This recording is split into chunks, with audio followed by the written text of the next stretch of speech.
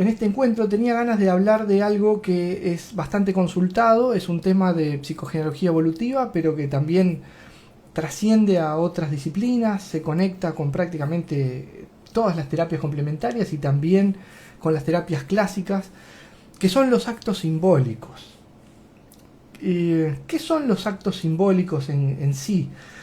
Son pequeñas representaciones personales, individuales, independientes de otros procesos terapéuticos, que podemos hacer para afirmar los cambios de paradigma cuando tenemos una toma de conciencia en nuestro trabajo personal, en nuestro trabajo de autoconocimiento, de desarrollo personal, sea que nosotros estemos trabajando específicamente a nivel transgeneracional, con la herramienta del árbol genealógico, o con la herramienta del proyecto sentido gestacional, o con la herramienta de la historia de vida personal, o con cualquier otra herramienta, sea que estemos trabajando terapéuticamente desde otra línea, incluso con algún proceso psicoanalítico, psicológico de cualquier corriente, no importa, en cualquier ambiente que hayamos estado haciendo alguna terapia de constelaciones sistémicas, no importa.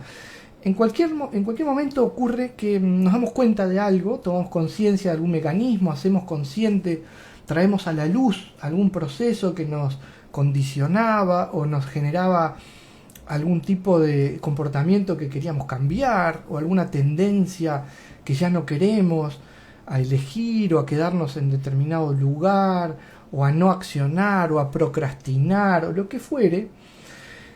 En muchos casos la toma de conciencia es más que suficiente, es lo que resuelve el tema, lo que nos da el alivio que estamos buscando.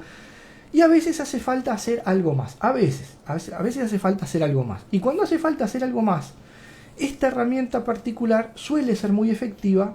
A mí me gusta definirla como justamente el acto simbólico para mí es el impresor del cambio de paradigma, porque es la herramienta que viene a fijar en nosotros ese cambio de perspectiva, ese cambio de visión, que la palabra técnica que es más adecuada es la resignificación. Cuando yo logré resignificar, mirar desde un lugar diferente, darle una valoración diferente, comprender con mayor amplitud, con mayor profundidad, con una perspectiva aventajada algún tema personal o de la historia de mi familia, del pasado, del presente, cualquier cosa que yo haya logrado ver con una mirada mejor, a veces es necesario que se instale ese cambio de perspectiva para que realmente nuestra vida cambie y prospere. Eso sería la impresión o la fijación del cambio de paradigma. Tú te diste cuenta de alguna dinámica, ejemplo sencillo, la persona que se quejaba de ser recurrentemente abandonada, fue abandonado por los padres, es abandonado a veces por parejas, por vínculos amorosos, por amistades, y se da cuenta que en realidad no lo abandonan o no la abandonan, sino que se está vinculando con personas con el programa abandónico, personas que abandonan. No es que le estén creando un guión especial, sino que se está involucrando, está sintiendo atracción o cercanía o afinidad por personas que tienen esa característica, como si estuviera reproduciendo lo que le ocurrió en su infancia donde no tenía control. Entonces ahí se da cuenta de que no necesariamente tiene nada malo, de que no está generando esa situación, simplemente hay un tema de sintonía, por explicarlo de una manera bastante simple, ¿no? Cuando se da cuenta de eso, empieza a ver su vida y todos esos abandonos del ejemplo de una manera diferente. Ya no es me abandonan, sino esas personas abandonan. Acá la pregunta es, ¿por qué a mí me atrae ese tipo de personas para relaciones, para vínculos, para contactarme? ¿De dónde viene esa necesidad? Empieza a darse cuenta. Como empieza a darse cuenta, no quiere que le siga ocurriendo. Es lo que nos pasa a todos. Cuando tenemos una situación que a veces es repetitiva o recurrente y no nos gusta, lo primero que queremos es que no ocurra más. Para que no ocurra más, tenemos que cambiar el origen. No se trata, en estos caminos normalmente no se trata el síntoma es el descriptor del problema. Tenemos que ir a buscar la semilla. No se trata de podar el árbol, se trata de no plantar más los arbolitos que no nos gustan o que no queremos en nuestro jardín y empezar a poner las semillas de los arbolitos que sí queremos tener. Si me gustan los árboles frutales, voy a empezar a enterrar carozos o semillas o tubérculos o lo que sea de árboles o de plantas que vayan a generar fruto. Si lo que quiero son plantas ornamentales, entonces no voy a plantar un carozo de durazno, porque si no me va a crecer un durazno. Y ese sí es un árbol frutal. Si yo quiero solamente ornamental, tal vez me convenga otro tipo de simiente, otro tipo de origen. Cuando queremos que un conflicto no se reproduzca más, tenemos que ir a la fuente que lo generaba, no al síntoma. El síntoma es nuestro aliado, es la expresión prístina, el origen revelado. Es un cómplice el síntoma, es lo que te está alertando de que hay algo para resolver, algo para mirar, algo para trabajar y por dónde hay que mirar. Entonces, cuando logramos esa resignificación, cuando logramos esa mirada más amplia, más amable, más profunda, sanadora, queremos que se quede, queremos que se implante, queremos transformar nuestra manera de pensar o de ver la situación y que en lo posible esta nueva mirada reemplace la anterior. Para eso se utilizan muchas técnicas. Una de las técnicas que utilizamos son los famosos actos simbólicos, que como dije antes, si los tuviera que definir, son impresores del cambio de paradigma. ¿Y qué son entonces? La versión personal y personalizada del psicodrama. Desde la línea de Levi Moreno, un terapeuta muy reconocido históricamente, padre de la terapia grupal, padre del teatro terapéutico, así de importante. Desde Levi Moreno en adelante nosotros sabemos la ventaja que tiene dramatizar algunas cosas, algunas situaciones o circunstancias para darles contexto, para darles lugar, para darles forma, para darles materia, para darles cuerpo, para darles escenografía y poner en lo externo ciertos aspectos de la conflictividad interna que al verlos afuera simplifican su asimilación. Espero que no haya sonado demasiado complicado esto que dije, porque es un poco técnico, pero básicamente es buscar una vía de expresión para nuestro dolor. Entonces el teatro es una vía excelente, el arte, el teatro es arte, pero todas las formas de expresión artística son válidas, la poesía, la danza, el canto, la pintura, la escultura, la escritura, el teatro, la actuación, el cine, todos los artes, todas las artes son útiles. ¿Por qué? Porque liberan y permiten la expresión.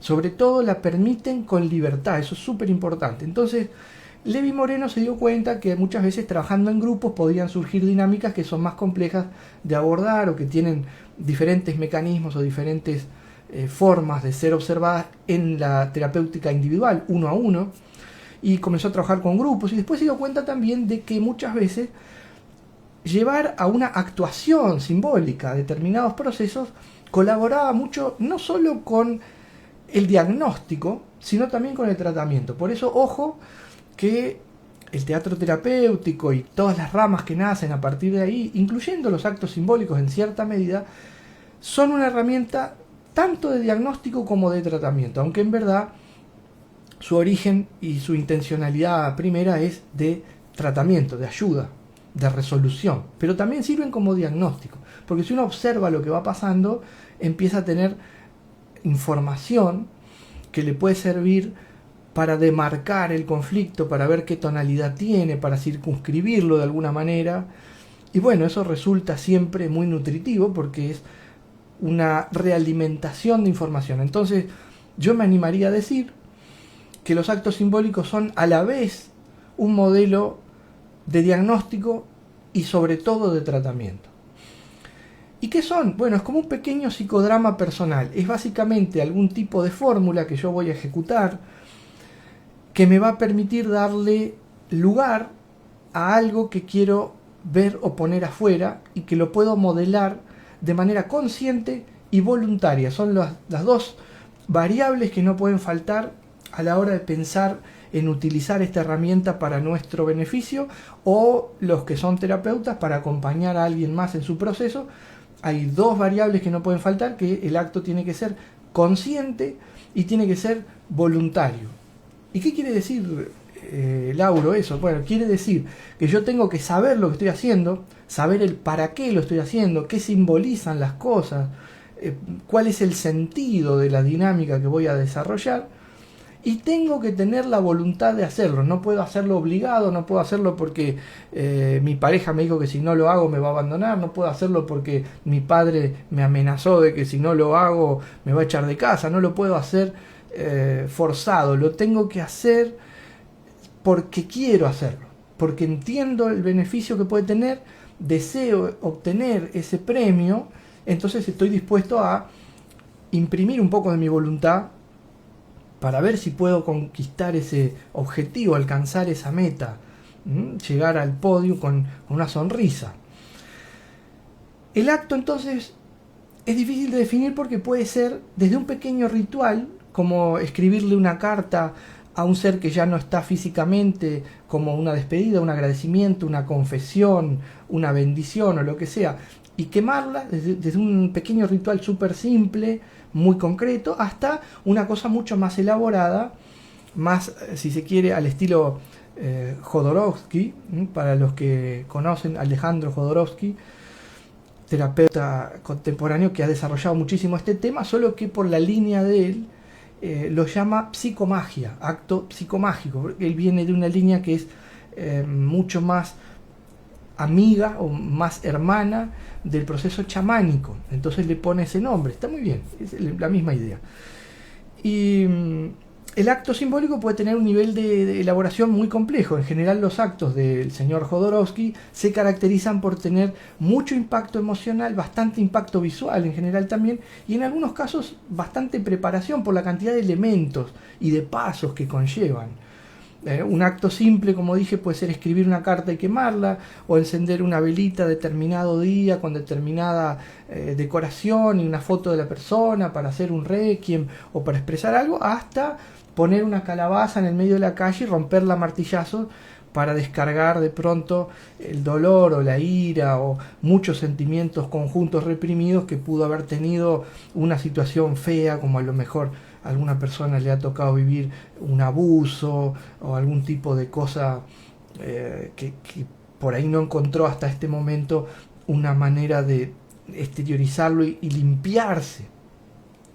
¿Por qué dije limpiarse? Pues no es que estemos sucios si nos bañamos regularmente, pero a veces muchos de nosotros por ahí nos bañamos una vez o incluso más de una vez por día, porque hacemos deporte, porque hace calor, porque nos gusta, porque podemos hacerlo, lo que sea, porque es costumbre, y sin embargo, pese a que nos damos por ahí un baño mínimo todos los días o más de uno, a veces emocionalmente no nos aseamos con regularidad, mantenemos ciertas toxinas emocionales con nosotros, y esa es la suciedad a la que me refiero que hay que limpiar.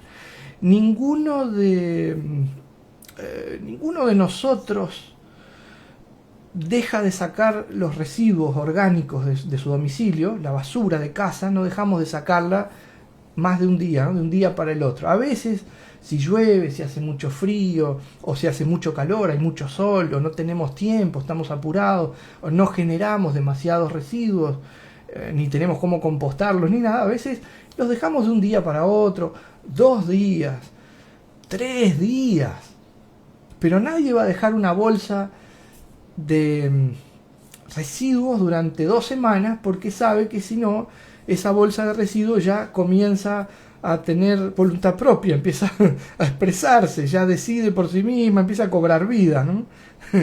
Se multiplican las bacterias, los microbios, es asqueroso, ¿no? Genera mal olor y es desagradable. Entonces, ninguno de nosotros lo hace. Normalmente, si pasa más de un día o 2, ya hay que ir con la bolsita al contenedor que corresponda a depositarla.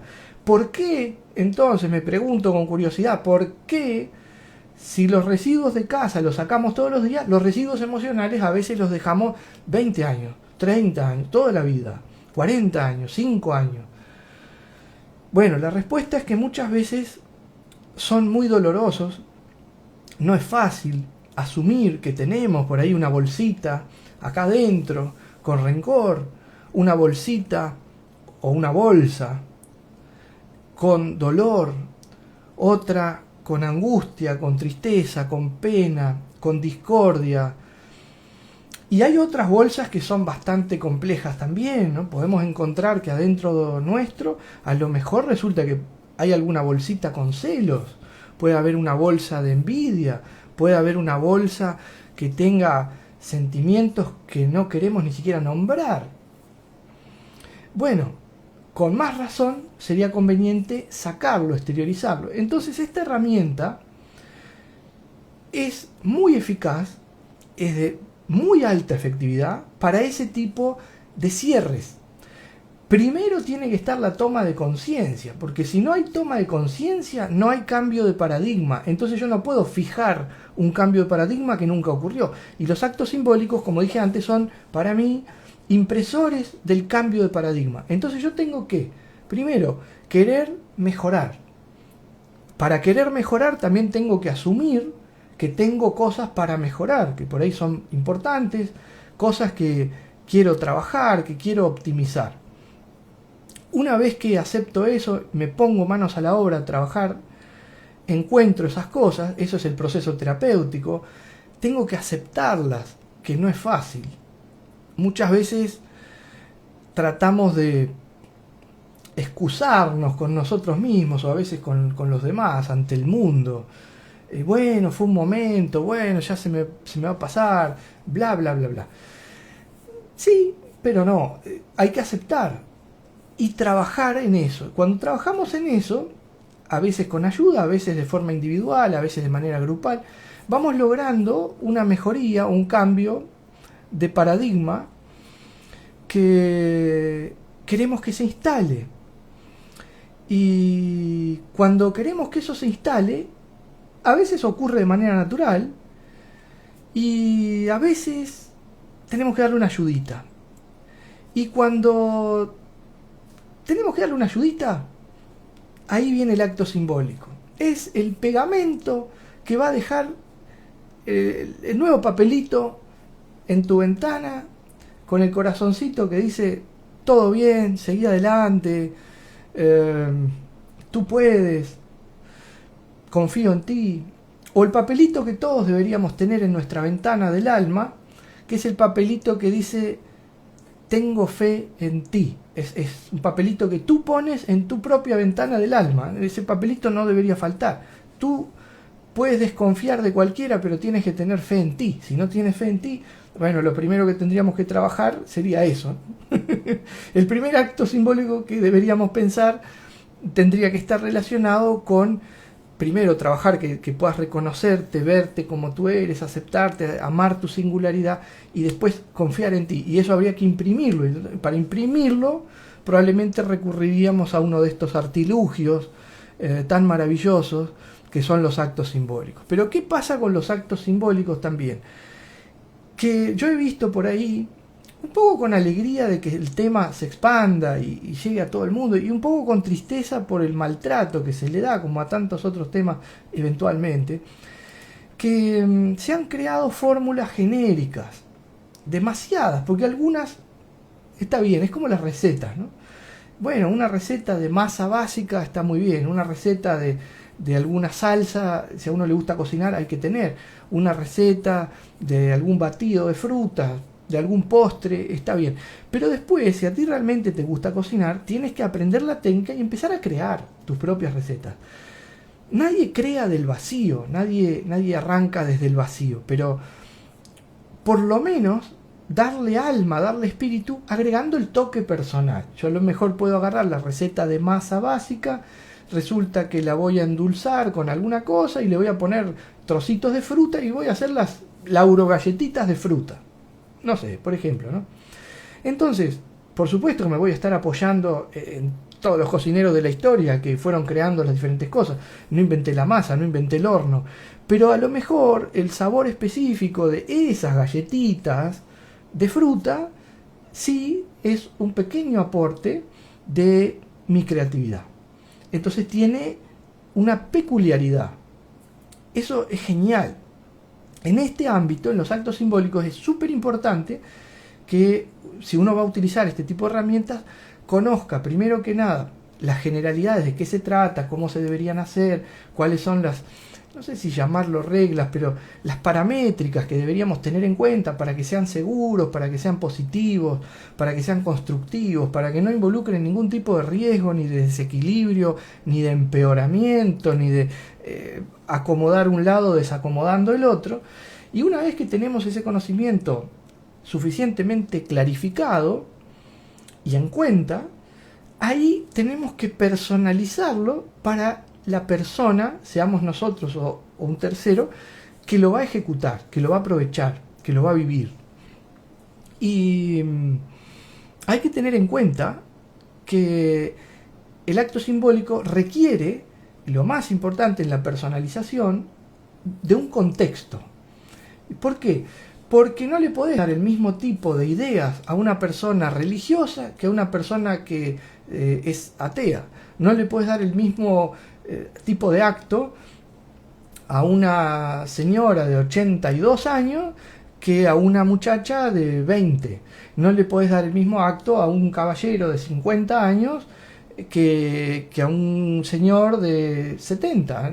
Tenés que adaptar a sus creencias, a su ética, a su moral, a sus necesidades, a sus posibilidades, a sus intereses, a sus elementos afines y, por supuesto, en el mejor de los casos, conociendo el transgeneracional, a su presente primero, a su pasado y a su futuro. Cuidado con esto. Está lindo, esto me encanta. A su presente, porque tú tienes que tener en cuenta lo que le está pasando a la persona, qué tan fuerte o no está emocionalmente, qué puede hacer, qué contexto inmediato tiene. A su pasado, porque tenés que tener en cuenta de dónde viene, cómo es su árbol genealógico, qué cosas vas a impactar, qué es lo que se va a mover, qué es lo que no, qué consecuencias puede tener. Y a su futuro, porque tú tenés que planear que ese acto conduzca a esa alma que está confiando en ti hacia donde quiere ir, no hacia donde tú creas que es correcto o donde tú quieras que vaya o alguna barbaridad de esas. Si tu consultante, si trabajas con alguien, quiere conseguir mayor libertad, mayor autonomía, mayor independencia en su personalidad, ese debería ser tu objetivo de trabajo. No cosas que a lo mejor a veces yo he visto, no voy a decir dónde ni nada de eso, pero he visto que algunas veces actos genéricos o actos que son compulsivos dirigen al consultante hacia un futuro que no es el que el consultante desea, es el que el terapeuta cree que tiene que ser. Cuidado con ese tipo de desliz. Para ser profesionales tenemos que considerar el contexto correctamente. Estos actos simbólicos tienen muchas posibilidades, yo diría que infinitas, porque dependen más que nada de la creatividad del creador. Y antes de que me hagan ninguna pregunta, que vi que el chat se movió, pero todavía no leí lo que hay por ahí. Antes de que hagan esta pregunta, le voy a responder. Si tú querés el mejor acto, lo tenés que diseñar tú. Entonces, ¿yo puedo diseñar mis propios actos? Sí. Lo que tienes que no hacerte trampa de mantenerte holgadamente en tu zona de confort, no generar nada que movilice porque así me mantengo estable. No, los actos para que funcionen bien tienen que ser levemente, inteligentemente, provocativos, desafiantes y tienen que costar un poquito de esfuerzo. Es decir, tenemos que invertir para ese movimiento que nosotros pretendemos que nos entregue un beneficio contundente, tenemos que invertir un poco de fuerza volitiva, fuerza de voluntad. Si no, sería pedir mucho y dar poco. Y no... hay algo ahí que no estaría bien, ¿no? Si queremos mucho, tenemos que invertir también para conseguirlo, pero vale la pena. Entonces, sí podemos hacer actos para nosotros mismos, si podemos desafectarnos, acallar un poquito nuestro ego, para que la producción que vayamos a hacer realmente sea pura y no esté contaminada con nuestros deseos o intenciones más superficiales. Mi recomendación, si alguien en algún momento diseña un acto simbólico, además de que estudien sobre el tema, hay muchas cosas para aprender, ¿no? Este comentario que estoy haciendo ahora acá en el vivo es ilustrativo y genérico, no estoy dando técnicas concretas. Pero si ya sabemos hacerlo, si ya tenemos esa información o la conseguimos por algún medio, cuando tú diseñas un acto para ti, deberías de pensarlo como si se lo fueras a crear para tu mejor cliente, para tu mejor consultante, para una persona que tú quieres cuidar, que quieres realmente de corazón, quieres ayudar, quieres que progrese, quieres que triunfe, que salga adelante, que abra sus alas. Y le quieres dar eso en forma de un acto simbólico que tú le vas a diseñar para regalárselo y que con eso pueda hacer su diferencia. Pero a la vez es otra persona, entonces tú vas a tener en cuenta sus limitaciones, su contexto, sus cualidades también, pero sabes que le tienes que dar un poquito de tensión dramática.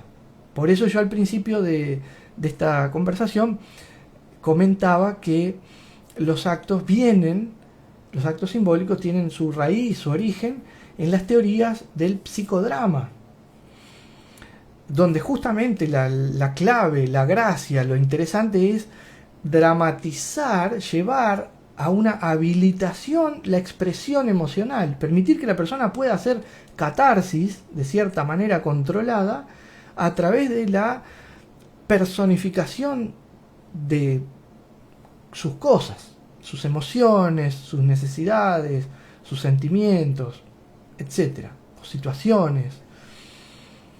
¿Por qué? ¿Por qué hacemos esto? ¿Cuál es el truco de todo esto? ¿Qué es lo que hay atrás de todo esto? Nuestro cerebro, neurociencias, nuestro cerebro guarda la información en un formato muy complejo, casi holográfico, muy comprimido, pero que básicamente es dato más emoción, los une. Se llama binomio dato-emoción. ¿Qué es un binomio dato-emoción? Es como una píldora de esas que muchas personas toman, algún medicamento por cualquier motivo, que son como unas capsulitas que tienen un color de una parte y la otra mitad es de otro color, casi siempre es blanco y algo más. Y el binomio dato-emoción es algo así, el cerebro le gusta guardar la información con una emoción asociada. Entonces imagínate, si tú tuviste una situación desagradable en tu infancia, por ejemplo,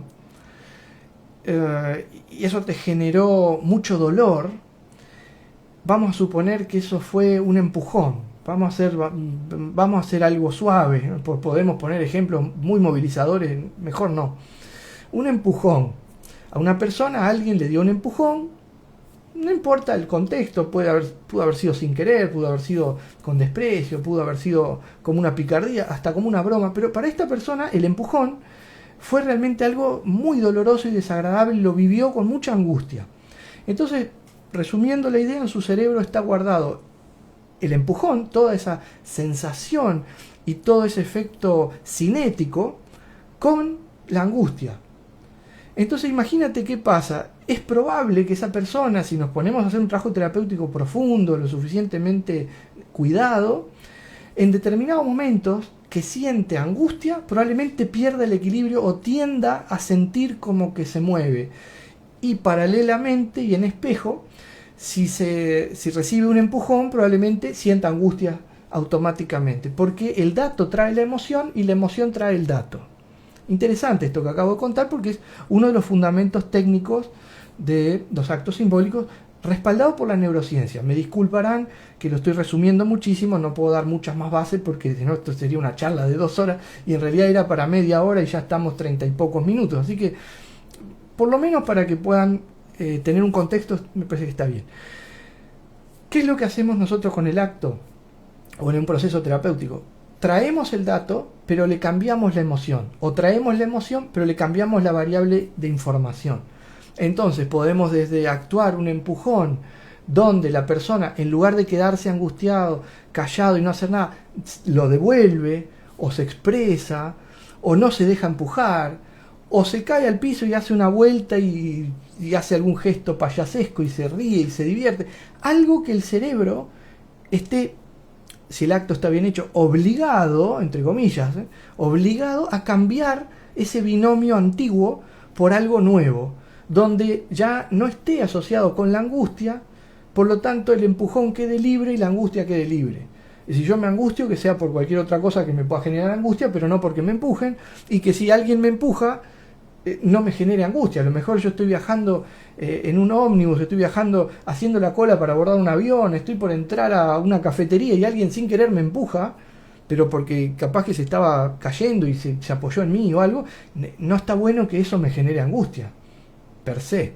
Entonces, ¿cómo hago para desactivar eso? Bueno, así. Imagínate, a ver si alimentamos un poco también la curiosidad y las posibilidades que son casi infinitas. Imagínate que una persona puede tener fobia al agua. Está el grupo de las fobias y de las filias, ¿no? Lo que rechazamos y lo que añoramos, pero si tiene fobia al agua, a lo mejor esa fobia al agua puede tener un montón de orígenes, puede tener origen transgeneracional, puede tener proyecto sentido gestacional, por la gestación, el parto, lo que sea, que tiene que ver con las aguas, puede tener complejidades, pero supongamos que cuando tenía 4 años quería aprender a nadar, pero no sabía, y algún familiar de esos que nunca faltan dijo, no, no te preocupes, va a aprender, y agarró y lo tiró a una piscina para que aprenda a nadar. Es una forma, yo que soy docente, me animo a decir que es una forma poco didáctica, poco amable, poco didáctica. No deberíamos hacer ese tipo de cosas. Pero hay personas que no tienen esa didáctica docente y entonces por ahí considera que de la necesidad o de la urgencia puede salir un buen nadador. Entonces lo empujaron al agua. Y la persona, en lugar de aprender a nadar, obviamente hizo un shock, lo transformó en un trauma, lo empaquetó para regalo, trauma, le puso la etiqueta y se lo guardó. Entonces cada vez que se va a meter al agua, lo primero que siente es un miedo agudo y además un rechazo. Y claro, como ahora capaz que tiene 30 años, 40 años, 50 años, 20 años, 80 años, lo maneja, se administra, disimula, respira, si está con alguien al lado le agarra la mano y más o menos se mete, pero no lo disfruta. Y tú imagínate lo que es, a mí me gusta nadar, no sé ustedes si les gusta el agua, ¿no? A algunos les gustará, a otros más o menos. Pero imagínate qué pena de las cosas lindas que hay en esta existencia, en esta vida humana, en esta vida con forma humana. El agua es una cosa muy agradable, el contacto con el agua, poder flotar, poder nadar, poder tener un contacto amoroso con esa sensorialidad. No disfrutar eso es una pena. Entonces una persona que tiene fobia al agua no se va a morir por la fobia al agua. No va a dejar de ser una buena persona por tener fobia al agua. No le va a pasar nada. Pero, porque siempre hay un pero, se está perdiendo una de las cosas lindas de la vida. Un placer muy, muy bonito, muy disfrutable, muy, muy particular, que puede ser el que sentimos las personas que no tenemos esa fobia, felizmente, y podemos disfrutar de un baño. Entonces, ¿para qué hacemos estos actos? Para devolverle al individuo, o devolvernos a nosotros mismos, libertad, plenitud.